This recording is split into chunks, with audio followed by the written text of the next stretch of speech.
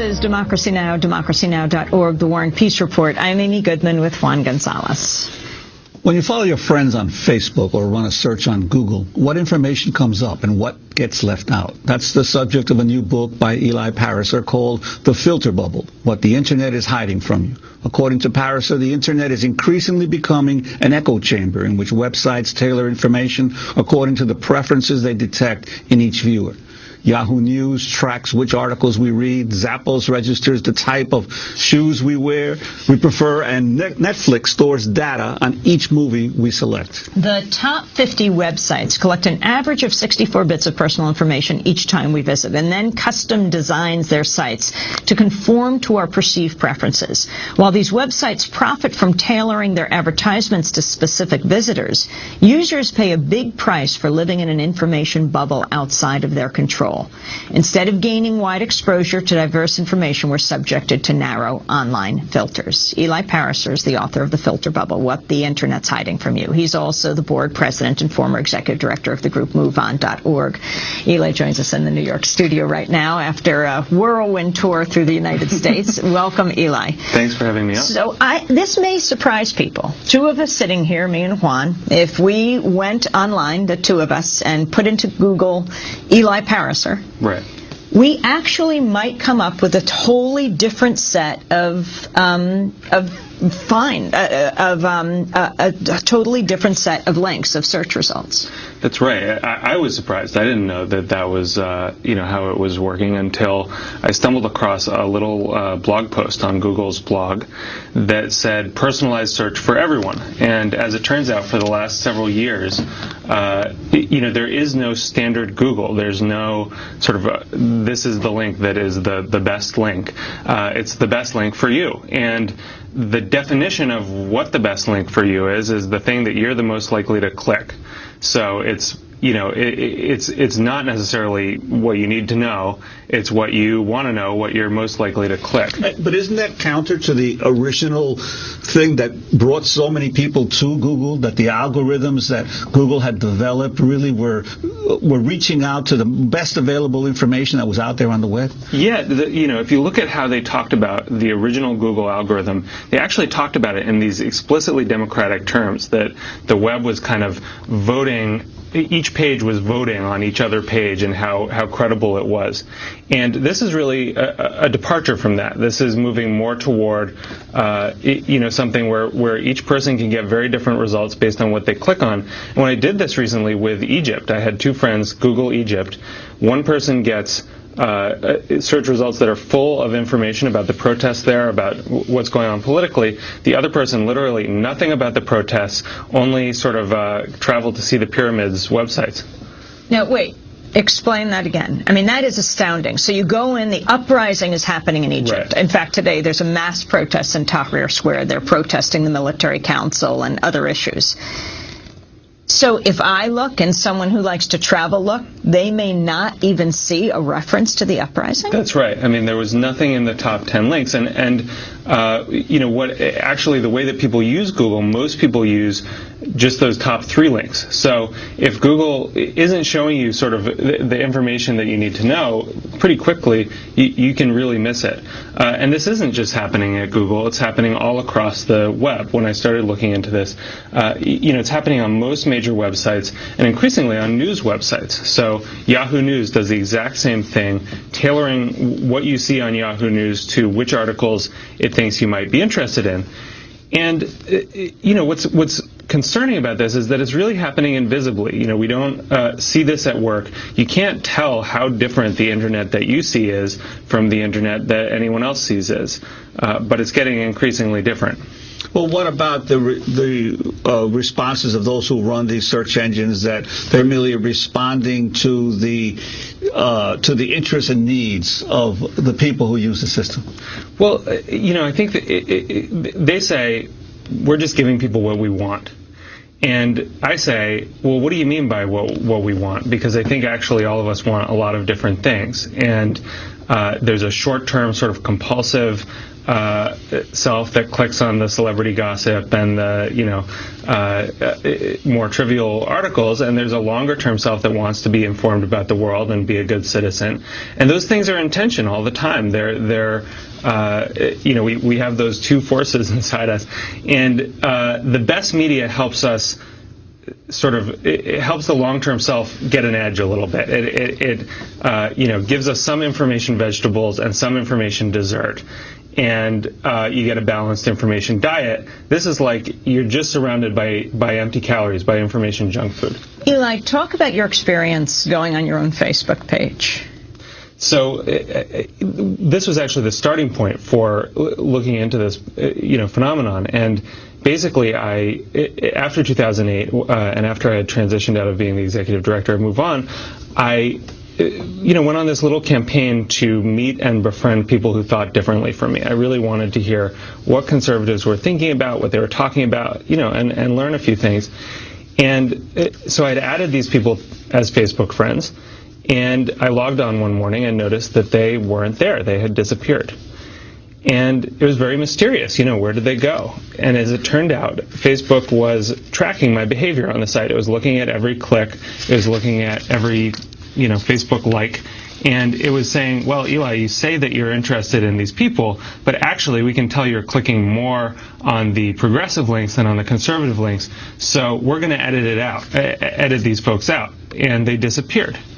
And this gets to some of the danger of this stuff, which is that Facebook edited out your friends. Yeah, no, I really, I miss them, and your conservative friends. My conservative friends, the friends that that I might, what the play here is there's this thing called confirmation bias, which is basically our tendency to feel good about information that confirms what we already believe. And you can actually see this in the brain. People get a little dopamine hit when they're told that they're right, essentially.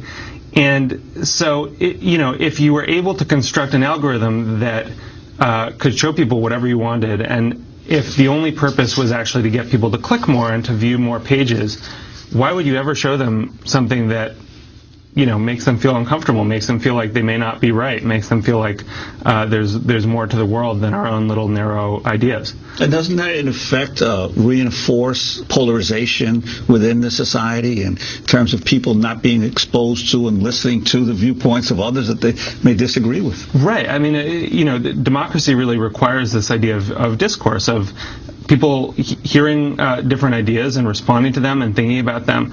And, I come back to this famous Daniel Patrick Moynihan quote where he says, everybody's entitled to their own opinions, but not their own facts. It's increasingly possible to live in an online world in which you do have your own facts, and you Google climate change and you get the climate change links for you. And, you don't actually get exposed necessarily. You don't even know what the alternate arguments are.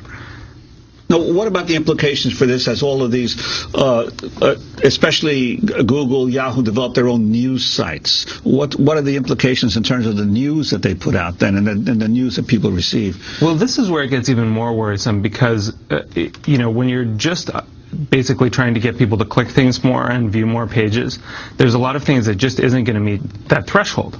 So, take news about the war in Afghanistan. When you talk to people who run news websites, they'll tell you stories about the war in Afghanistan don't perform very well. They don't get a lot of clicks. People don't, flock to them. And yet, this is arguably one of the most important issues facing the country. We owe it to the people who are there, at the very least, to understand what's going on. But it'll never make it through these filters. And especially on Facebook, this is a problem because the way that information is transmitted on Facebook is with the like button. And the like button, it has a very particular valence. It's easy to click like on, I just ran a marathon or I baked a really awesome cake. It's very hard to click like on, war in Afghanistan enters its 10th year, sorry. So information that is likable gets transmitted. Information that's not likable falls out. We're talking to Eli Pariser, who's written the book, The Filter Bubble, What the Internet is Hiding from You. Now, Google knows not only what you're asking to search, right? They know where you are. They know the kind of computer you're using. Tell us how much information they're gathering from us. Well, it's really striking. I mean, even if you're logged into Google, then Google obviously has access to all of your email, all of your documents that you've uploaded, a lot of information. But even if you're logged out, an engineer told me that there are 57 signals that Google tracks.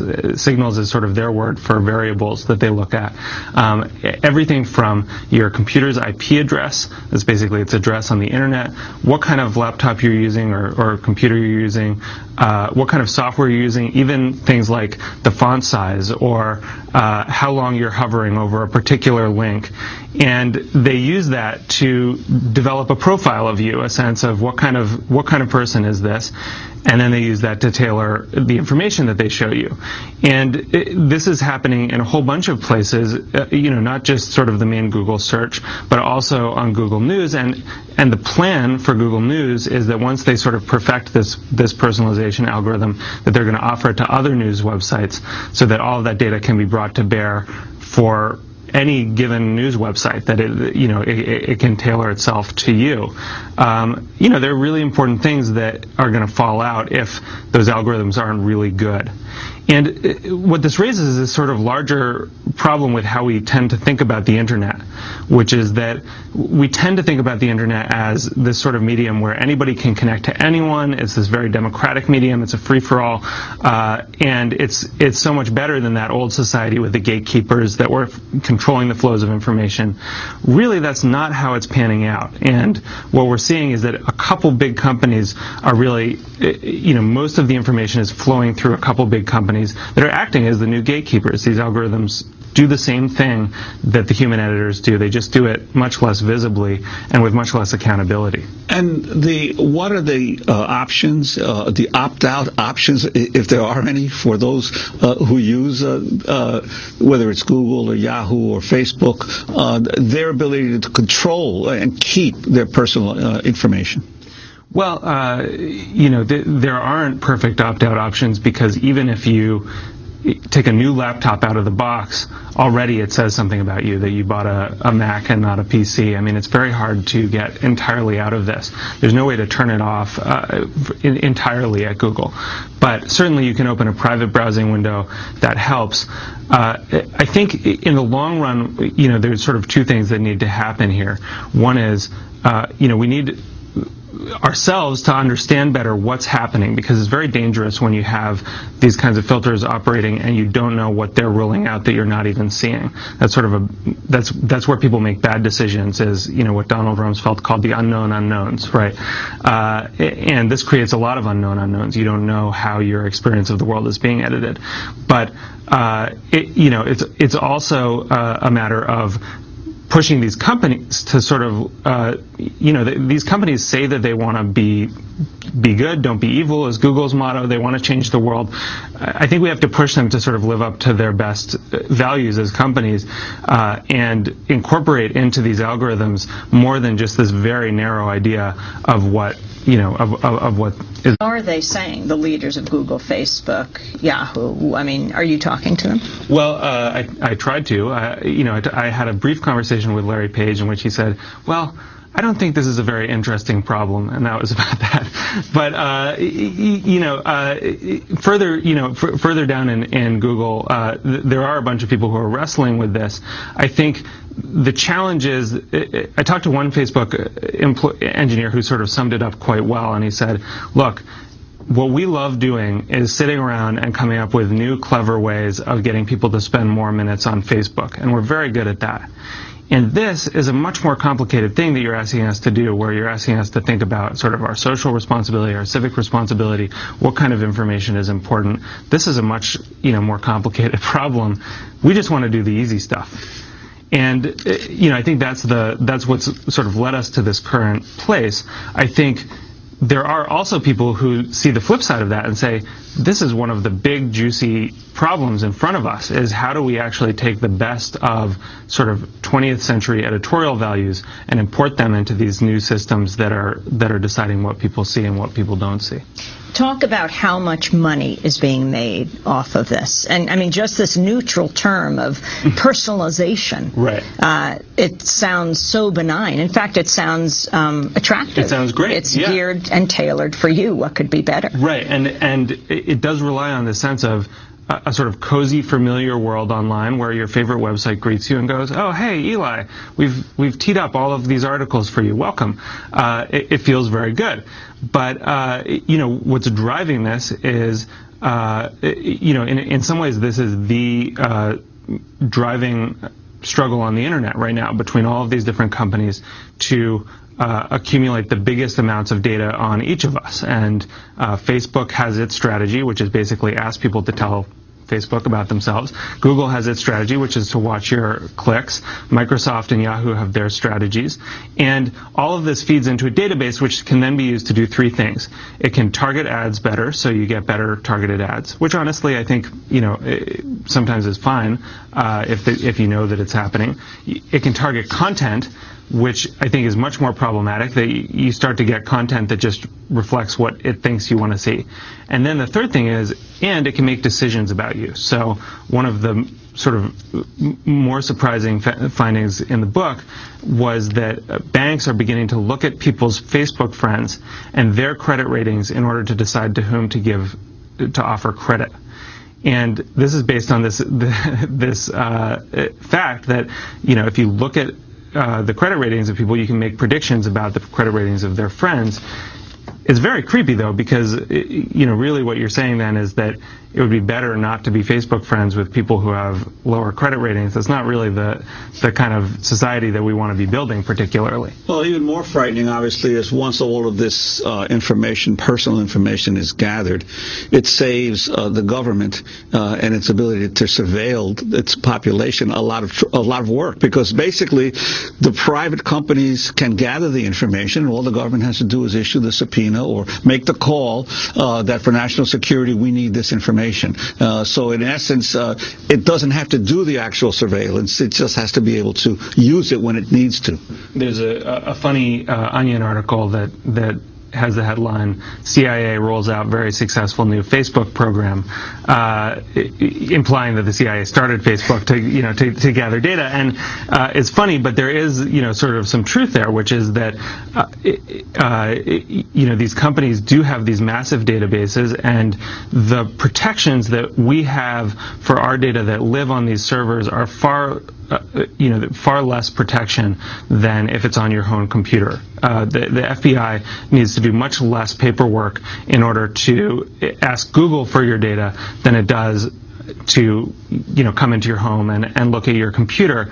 And so increasingly, so this is sort of the downside of cloud computing, is that it allows more and more of our data and everything that we do to be available to the government and for their purposes. In a democracy, but it's in an authoritarian state as well.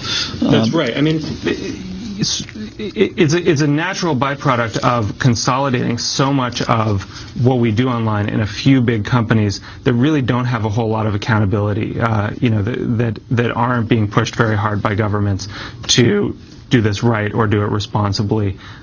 It'll naturally lead to abuses.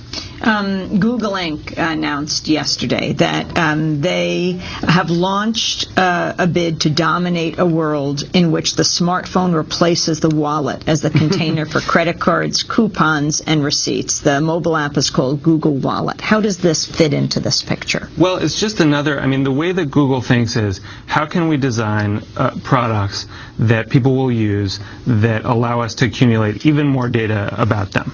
So obviously, once you start to have a sense of everything that people are buying flowing through Google's servers, then you have way more data on which to target ads and target content and do this kind of personalization. You know exactly how to slice and dice people. And again, in some contexts, that's fine, actually. I don't mind, when I go on Amazon and it recommends books, they're obviously not very good recommendations sometimes, but it's fine. But when it's happening invisibly and when it's shaping not just what you buy, but what you know about the world, I think, is more of a problem. And if this is going to be sort of the way that the future of the internet looks, then we need to make sure that it's much more transparent when this is happening, so that we know when things are being targeted to us. And we have to make sure that we have some control as consumers over this, that it's not just in the hands of these big companies that have very different interests. So you have a powerful force, Eli Pariser. You were the head of MoveOn.org. Now you're the chair of the board yeah. of MoveOn.org. So this MoveOn has millions of people. It reaches all over the country. What will MoveOn do about this? Well, there's sort of this dance here because basically MoveOn takes on the issues that its members want to take up. So I've been very careful. I don't want to sort of impose by fiat that I wrote a book and here's now we're going to campaign about this. But there are campaigns that we're starting to look at. One of them, I think, that's very simple, but actually would go a significant way, is just to have a way of signaling on Facebook that something is important, even if it's not likable. Obviously, this is sort of just one small piece, but actually, if you did have an important button, you would start having a lot of different information propagating across Facebook. You'd have people exposed to things that maybe aren't as smile-inducing, but we really need to know. And Facebook's actually considering adding some new verbs. So this could be a winnable thing. It won't solve the whole problem, but it would start to remind these companies that there are ways that they can start to build in, some more kind of civic values into what they're doing. Any sense that in Congress, any of the politicians are paying attention to some of these issues? Or understand this? Yeah, there are a few that have been really attentive to this. Al Franken, in particular, has been very good on these data and privacy issues and really pushing forward. It's obviously challenging because a lot of the Democratic congressmen and women get a lot of money from these companies. Silicon Valley, certainly the Obama administration and Obama got a lot of support from Silicon Valley. So they don't totally want to get on the wrong side of these companies, and they feel like the companies are on the side of good and on the side of sort of pushing the world in the direction that they wanted to. It means that we don't have as good congressional watchdogs as you would hope, but there are a few good ones, and Franken in particular has been great on this. Well, Eli Pariser, I want to thank you for your work and for writing The Filter Bubble, What the Internet is Hiding from You. Board President and former Executive Director of MoveOn.org, which at 5 million members is one of the largest citizens organizations in American politics. This is Democracy Now!, democracynow.org, The War and Peace Report, back in a minute.